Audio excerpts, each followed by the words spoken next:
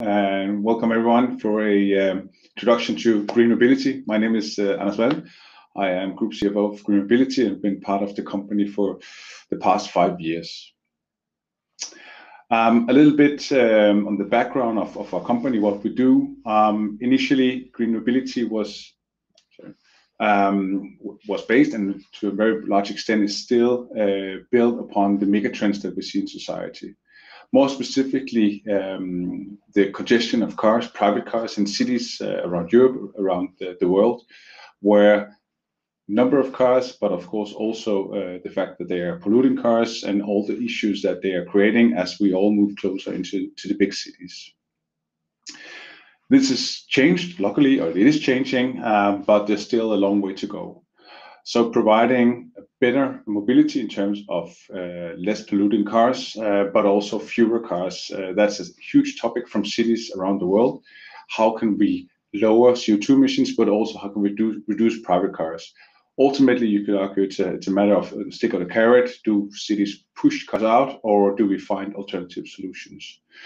From GreenMobility's perspective, we are offering an alternative solution where we solve both in terms of less CO2 emissions, or from our perspective, zero CO2 emissions, but also the fact that we can reduce private cars in the cities, something that we've proven already.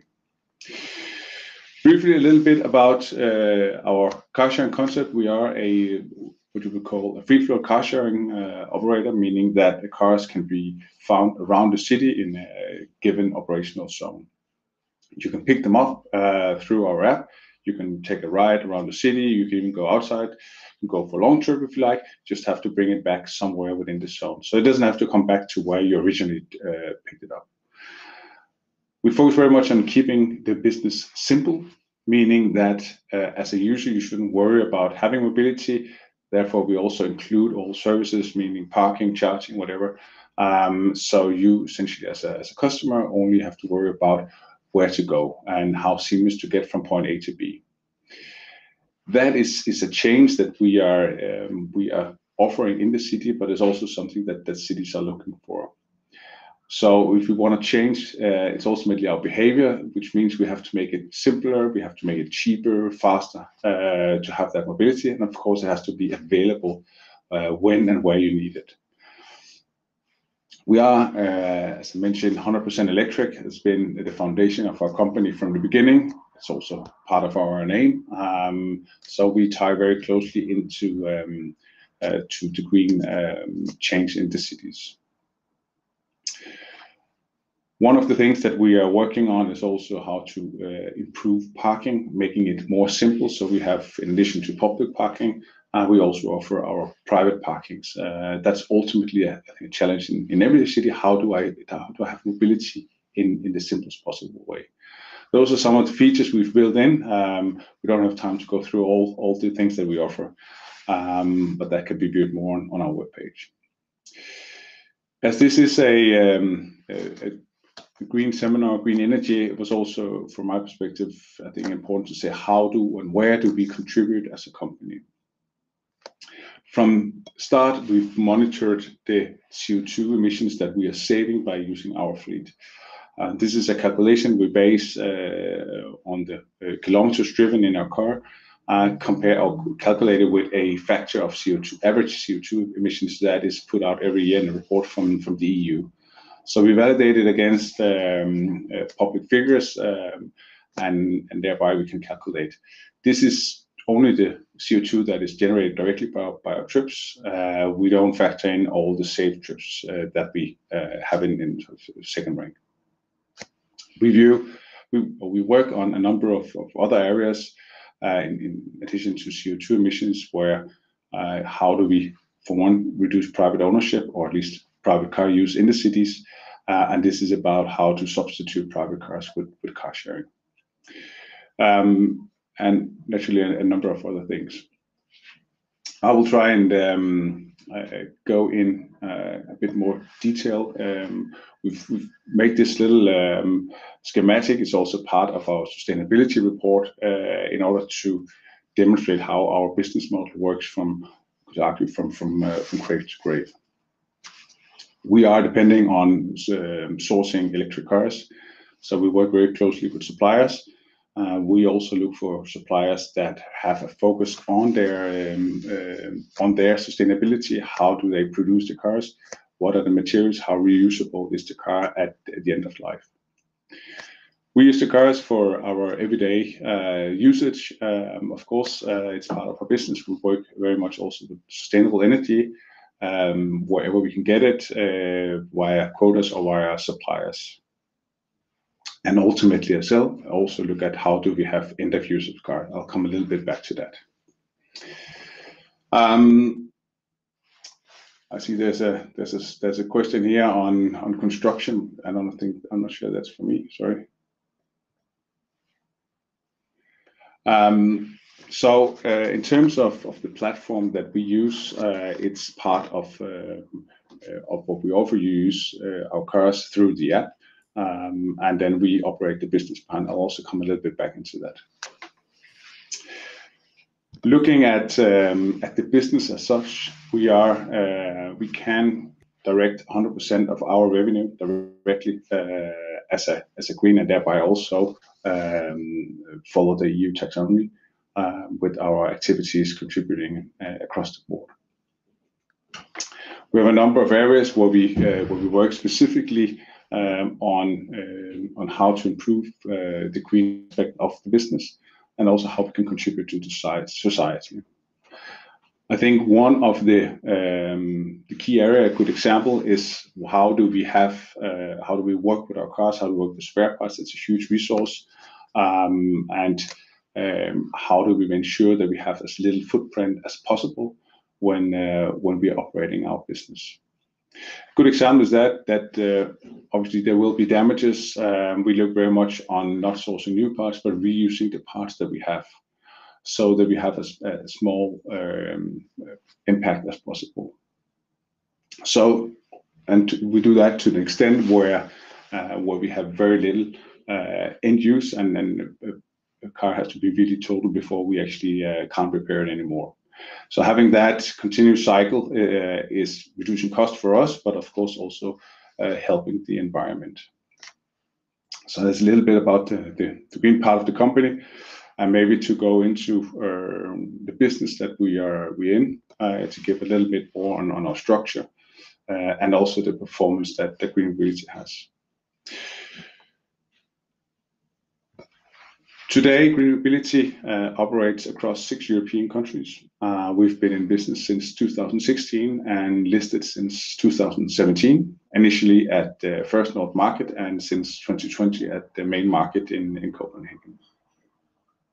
We service our roughly 200,000 customers across 11 cities in these countries, and all, of course, with electric vehicles. The fleet today is roughly 1,600. And are free floating in all these cities. It has been a vital part for us to build on electric cars from the beginning, as this was expectedly a requirement from cities. That was a prediction 6-7 years ago, and at that time a matter of a little disbelief, you could say, that not many people were used to electric cars. That has certainly changed a lot. Today it's a common sight across Europe in all cities, and also a fact of our business today. The way we structure our business is to keep cost very low. I was mentioning before, do more with less. That's been a key focus from our side from the beginning of the company. When we want to operate across multiple cities, it's a key factor to keeping the cost low, having as little inactive cost as possible, meaning that we work on a hub and a satellite function. So here in Copenhagen, we have our main office, but it's also the office that services all our operational cities, meaning we have customer center here, we have marketing that goes across cities, and we have operations and so on. So each city works as a satellite with maybe a city manager and then a local street crew to maintain the cars, making sure they're charged, they're relocated if needed, and not least they're cleaned. This is done by our own team across all cities. We believe very much in having our own team. It's part of the business. It's more dynamic for us, and also believe that we can ultimately create a better experience for our customers. We are operating 24/7, so never close. This is something where if our customers will have a need for a car at 2 a.m. in the night, we also have to be available to service that and then to answer a call if there's any problems. Naturally, we work across multiple countries, which means we also work across multiple languages, and that's a natural part of our business. As a customer, you can move freely between our cities and have the service wherever you go. There are a few questions here. Maybe it could be a good time for those. Yeah, perfectly. I think one of the things is do more with less. How about big data? How do you optimize the fleet size? Not putting in more cars you need, but also getting them driven the most. I might say, are you using some kind of big data to the placement? Are you moving the cars around to kind of optimize the flow in the city? So there's the easiest way not to wait for a car, I might say, and there's always a car available where there's many people. It's a little bit of both, in the sense that we do need a certain amount of cars to operate in a city. That ties into availability. If we go into a big city with, let's say, 20 cars, even regardless of how much big data we use or analysis, we can never have this availability with only 20 cars. So we need a certain minimum of cars. But once we have that, of course, we analyze a lot of data. We monitor very much where the cars are, where they're needed, where we usually can predict there will be trips needed. There is obviously, in any city, there's always a pattern, but it's also a matter of factoring ad hoc situations. Could be something like holidays when everyone change pattern, but it's also knowing there are areas where we need cars every morning, maybe during the weekend. That is factored into our business. Also monitoring, for example, cars that for some reason have been standing idle. Do we have areas of the zone where there's not enough revenue generated? Okay, should we adjust the zone? That's an easy possibility. Can we adjust pricing according to the demand and so on? We're able to adapt our platform quite quickly, push out notifications without campaigns on very short notice. So everything is done on live tracking across all our cities. And then there's also, I guess, with the current electricity prices, and actually, I think in the news in Denmark that they are high. They are making up the cost for charging. How much of the car running cost or total cost base is electricity by you? Because I think the investor could fear that this is exploding, but how big a part is that actually? It's a very valid question. And obviously something that we follow very closely as well. From our cost mix, the electricity or the charging is around 8%. It differs a little from city to city, of course, and also in terms of the usage. So even though we may experience price increases, it's still something that we can cope with. But that said, we do see price changes. But of course, we also work with fixed contracts. So we have a number of suppliers we work with across all our markets. And I think we've been in good time in making these contracts.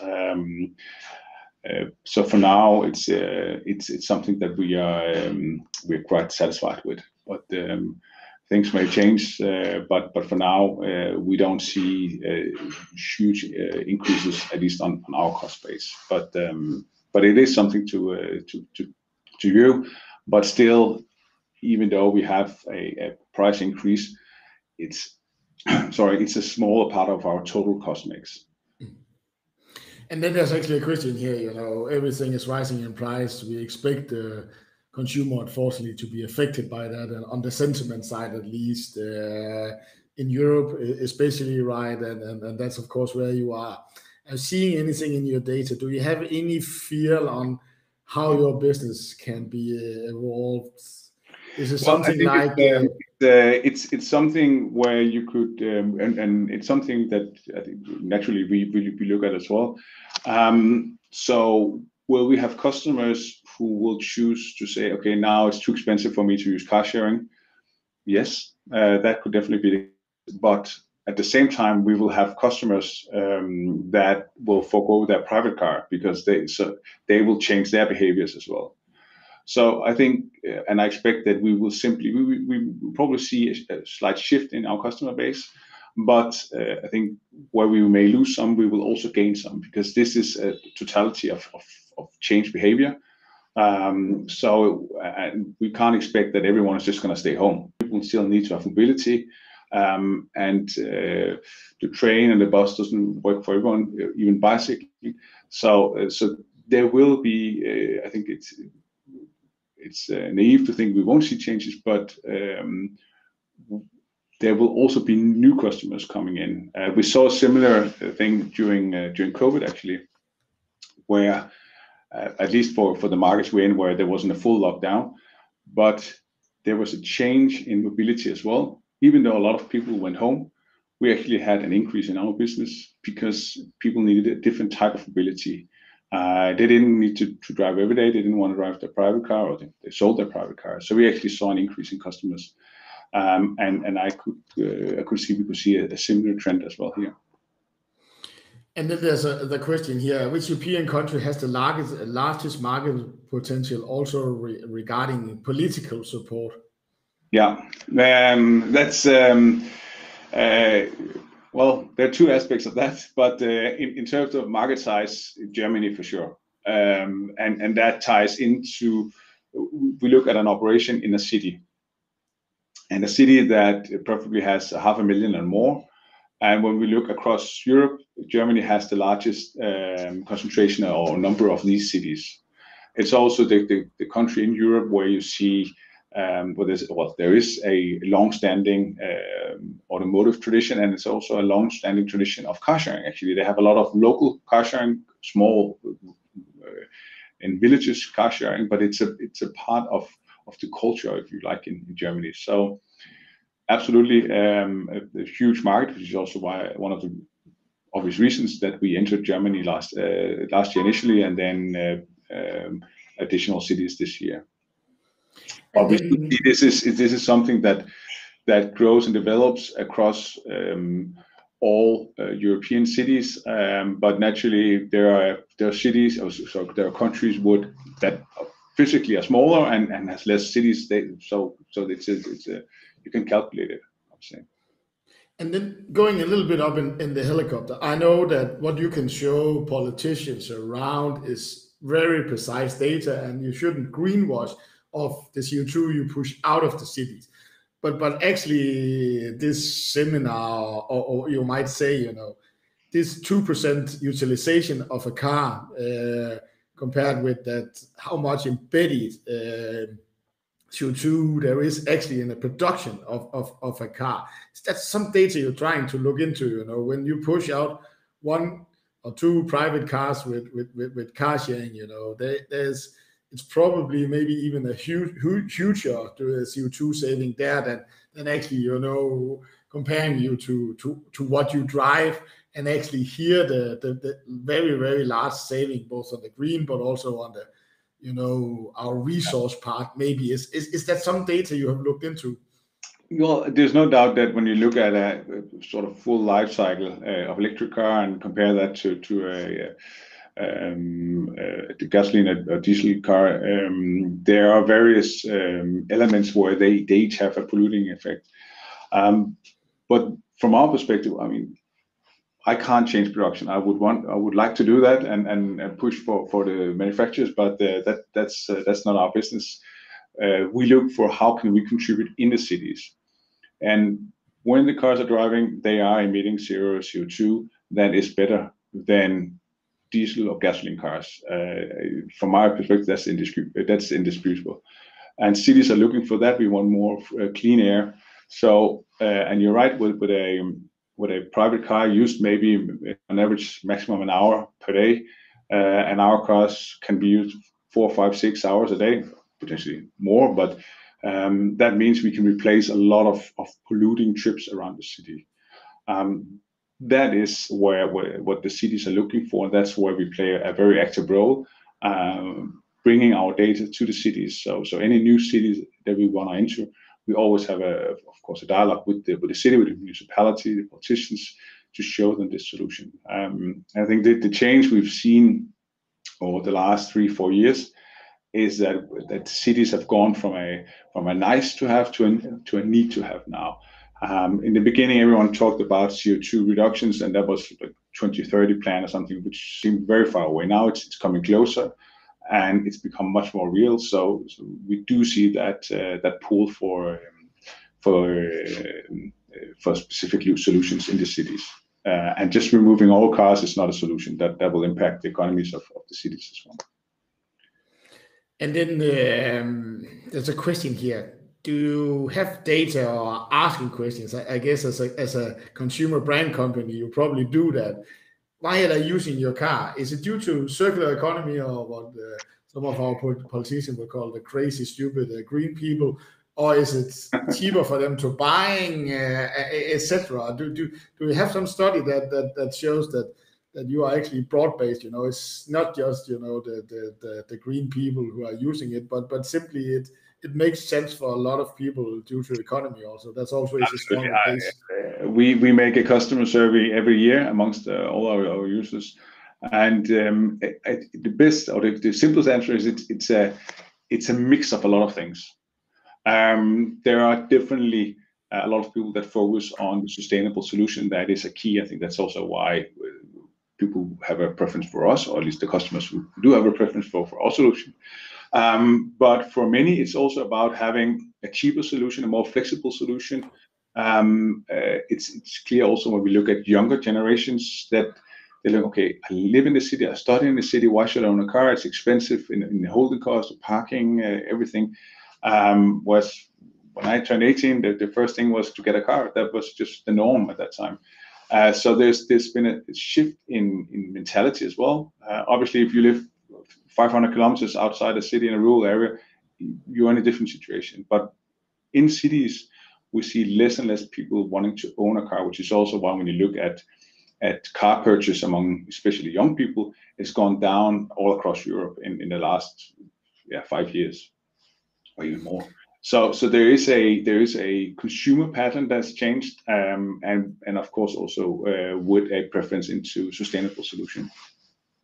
And actually, I think you're touching upon one already, unfortunately, by showing this 500 kilometers. There is always very few trips, but some trips needs to be long, be between intercities, be longer. It's something you are looking into in your business model. That might be a hesitance for people actually to use it or change their habits to use car sharing instead of having an own car. So is it something you are looking into to try and make a something we already do, and we are. I think one thing is the flexibility we have in our business model, but of course also the change in electric cars. When we started the business, an electric car could do maybe 100 kilometers on a battery, still very fine for city trips, but of course a chance to go longer. Today, the cars in our fleet, a lot of them will do more than 300 kilometers, which means you can go quite far. But as we've also equipped all the cars with a charging chip, so our customers can charge across all the markets we're in. And we do offer various packages. You can have up to 7-day package. So we do see customers going for a longer trip, and then of course they have to charge during the way. But for many, or for them, it's definitely a much more simple solution where the alternative could be public transport, renting a car, or something similar. So we do see it, but the majority of our business is still in and around the cities. I think that's where we are stronger.